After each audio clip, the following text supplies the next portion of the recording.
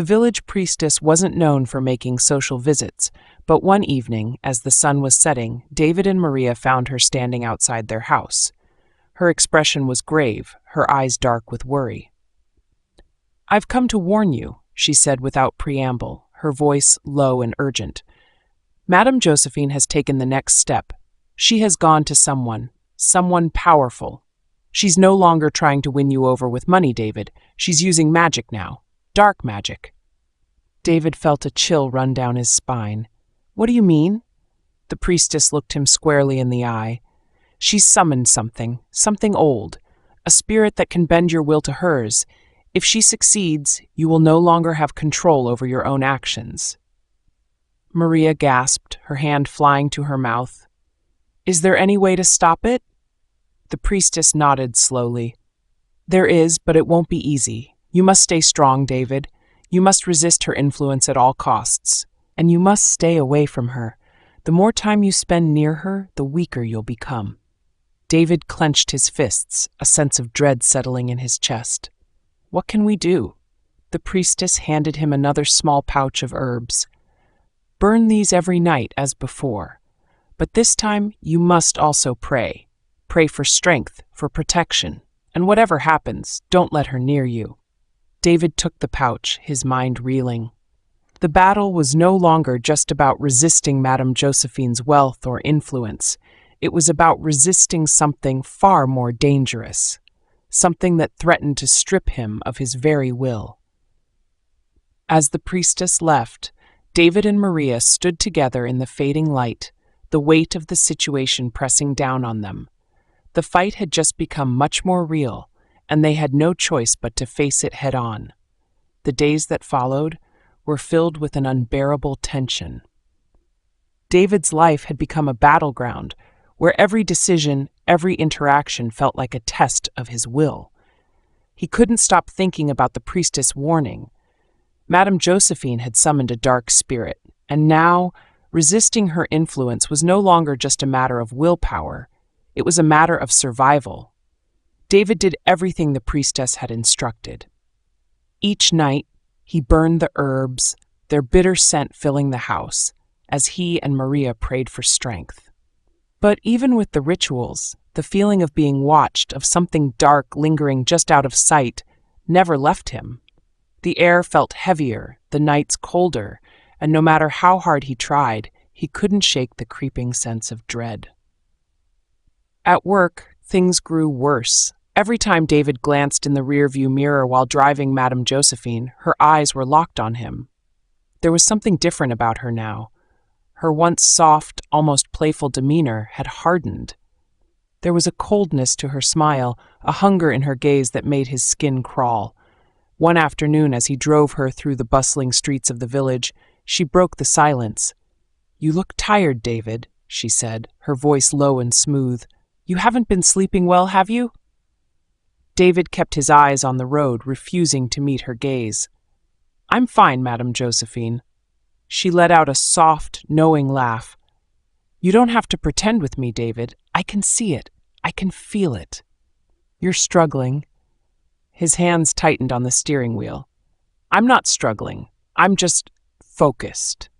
Madam Josephine leaned forward, her voice a seductive whisper. "You don't have to resist me, you know. It would be so much easier if you just gave in. I could make all your problems disappear. I could give you everything you've ever dreamed of." David's heart raced, but he stayed silent. "Think about it," she continued, her voice weaving its way into his thoughts. "No more worries about money, no more struggling to make ends meet. You and your family would be taken care of for the rest of your lives. All you have to do is say yes." David swallowed hard, his mind swirling with images of his family. His mother, worn down from years of hard work, his father barely able to keep their old car running. The temptation tugged at him, but he forced himself to remember why he was fighting in the first place. This wasn't just about money or comfort. It was about his freedom, his life. "I'm not for sale," David said quietly, his voice firm. Madam Josephine's smile faded, her eyes narrowing. "You'll regret this, David. Mark my words, you'll regret it." The rest of the ride was silent, but the tension in the car was palpable. David could feel her anger, her frustration, simmering just beneath the surface. And as he dropped her off at her mansion, he knew, without a doubt, that the worst was yet to come. Later that evening, David couldn't shake the unease that had settled in his gut. He had resisted Madam Josephine's offer once again, but something told him that this was far from over. Her words echoed in his mind. "You'll regret this." It felt like a threat, one that he couldn't afford to ignore. Maria could sense his tension the moment he walked through the door. "David, what happened?" she asked, her voice filled with concern. He sat down heavily, running a hand through his hair. "She tried again. She offered me everything, money, comfort, security, and when I refused, she wasn't happy." Maria's face paled. "David, we need to be careful. She's getting desperate. If she can't buy your loyalty, who knows what she'll do next?" David nodded, the weight of the situation pressing down on him. He knew Maria was right. Madam Josephine was not a woman who accepted defeat easily. And now, with the rumors of witchcraft and the priestess warning fresh in his mind, he feared that the next move she made would be even more dangerous. "I think she's trying to wear me down," David admitted. "It's like she's testing me, pushing to see how far she can go." Maria's eyes filled with fear. "We need to stay strong, David. You can't let her break you." But even as she said the words, David could see the doubt in her eyes. They were up against forces they didn't fully understand, forces that went beyond wealth or influence. Madam Josephine was playing a game with their lives, and David had no idea what her next move would be. That night, sleep did not come easily. David lay awake, staring at the ceiling, his mind racing with thoughts of Madam Josephine's offer and the looming threat of her dark magic. The air felt thick, oppressive, as though something unseen was closing in around him. It was past midnight when he heard it, a faint sound like the rustling of leaves coming from outside the window. At first he thought it was the wind, but then it came again, louder this time. A soft, rhythmic tapping as though someone or something was trying to get inside. David sat up in bed, his heart pounding in his chest. The room was dark, save for the faint glow of moonlight filtering through the curtains. He held his breath, listening intently, and there it was again, the unmistakable sound of tapping, followed by a low, whispering voice. "David." The voice was faint, almost imperceptible, but it sent a shiver down his spine. He glanced at Maria, who was fast asleep beside him, oblivious to the strange noises. Slowly, he slipped out of bed and approached the window, his palms sweaty, his heart racing. He pulled back the curtain just a fraction, enough to peer outside, and his blood ran cold. Standing at the edge of the yard, barely visible in the shadows, was a figure. A woman, draped in a flowing dark gown, her face obscured by the night. "David," the voice came again, soft and haunting. David's breath caught in his throat. It was Madam Josephine. For a moment, David froze, unsure of what to do. His mind raced as he stood at the window, staring at the dark figure standing motionless in his yard. It was as though she had appeared from nowhere, her presence sending waves of fear crashing over him. "David," she called again, her voice smooth, coaxing. "Come to me." David's legs felt like they were glued to the floor. Every instinct told him to stay inside, to stay far away from her, but something was pulling at him, tugging at his will, urging him to open the door and step into the night. He fought against the pull, shaking his head as if trying to clear his mind. "This isn't real, this can't be real," he told himself. But even as he repeated the words in his head, he could feel the force of her magic wrapping around him, like invisible hands pressing against his chest. "David, come."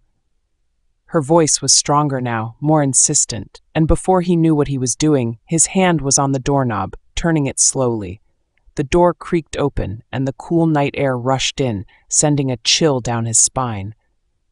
"David." He stepped outside, his feet moving on their own accord, his mind trapped in a fog of confusion and fear.